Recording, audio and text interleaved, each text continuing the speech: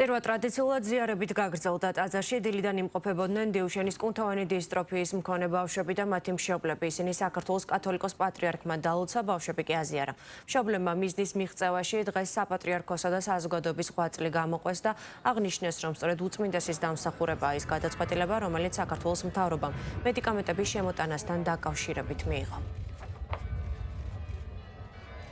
დღეს არის ისტორიული დღე, ბავშვები ყველა ერთად გაერთიანდა ჩვენს დიდ ტაძარში, სამების ტაძარში და პატრიარქმა აზიარა ყველა ბავშვი.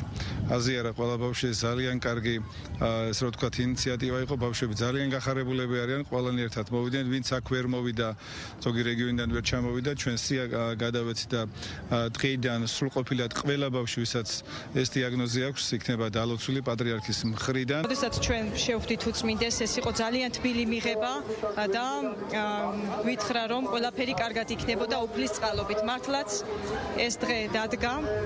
დღეს ვითხრა დღევანდელ დღესთან დაკავშირებით, რომ უნდა მოსულიყავით უწმინდესმა და აზიარებდა და დალოცავდა ჩვენ შვილებს. ზუსტად დადგა ეს დღე და ჩვენ ძალიან ბედნიერები ვართ.